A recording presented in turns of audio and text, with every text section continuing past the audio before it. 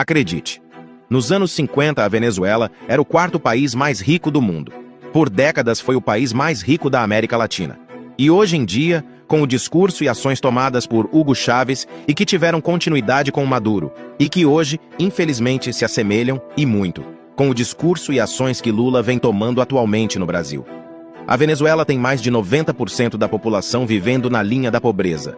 Para você ter uma ideia da riqueza que a Venezuela ostentava para o mundo, deixando os países vizinhos da América do Sul parecendo nações extremamente pobres, o país por muitos anos foi chamado, carinhosamente, de Venezuela Saudita, graças às fartas reservas de petróleo. No passado, a capital venezuelana, Caracas, teve os prédios mais altos e modernos da América Latina, no patamar das grandes metrópoles ricas do planeta. As rodovias do país eram largas e com qualidade de primeiro mundo.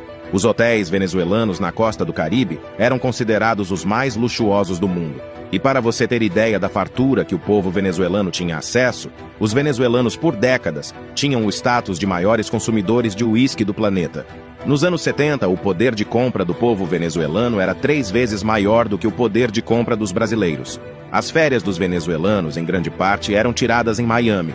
Pessoas de todo o mundo se mudavam para a Venezuela, acreditem, para melhorar a qualidade de vida. Enfim, a Venezuela é a maior prova de que a América do Sul nem sempre foi pobre. A riqueza foi fruto do petróleo e das excelentes relações que o governo venezuelano tinha com os Estados Unidos. Por muito tempo, Venezuela e Estados Unidos foram consideradas nações irmãs, totalmente o contrário de hoje. Fartura de empregos, uma população relativamente muito bem instruída e economia forte. Assim era a Venezuela. O dinheiro entrava e circulava no país porque a produção do petróleo retirado das reservas venezuelanas era realizada por grandes empresas privadas internacionais. O divisor de águas da fartura para o fracasso teve início quando o governo expulsou as grandes empresas internacionais e estatizou a produção de petróleo. O velho lema que a esquerda adora, tudo pelo Estado e para o Estado, se tornou onipresente na nação. O dinheiro passou a entrar em grande quantidade para o governo, e aí que a corrupção se tornou gigante. Os petrodólares, que antes saíam da iniciativa privada e voltavam a circular entre o povo venezuelano, começaram a ficar estagnados no Estado. Promessas de melhorias, discursos populistas, a velha narrativa de que o inimigo era os Estados Unidos e o velho e destruidor corporativismo. O governo começou a favorecer empresas privadas da Venezuela através de negociações corruptas. Curiosamente, no mesmo contexto das que ocorreram durante anos nos governos Lula e Dilma, e estão voltando a ocorrer entre Odebrecht e PT no Brasil. Então chegou Hugo Chávez implantando de vez o chavismo. Prédios privados eram simplesmente tomados pelo Estado e algumas pessoas tiveram que abandonar o seu patrimônio para viver nas ruas. Era a receita de bolo do socialismo, era o caminho do caos. Hugo Chávez morreu e então entrou o Maduro, que segue destruindo o país até hoje e colocando a culpa nos outros, assim como a esquerda brasileira faz.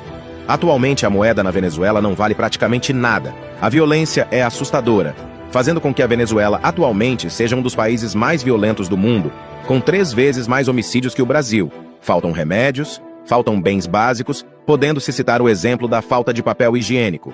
A educação tem péssima qualidade, aumentando consideravelmente o índice de analfabetismo, ano a ano. E a fome assola o país. Para se ter uma ideia da gravidade da situação, um estudo realizado em 2020 concluiu que no ano anterior, o povo venezuelano havia perdido, em média, 11 quilos por pessoa. É o caos instaurado e sem previsão para encerrar. Segue o discurso populista de Maduro, que tem o judiciário e praticamente todas as instâncias do poder nas próprias mãos, se reelegendo eleição após em eleições extremamente suspeitas.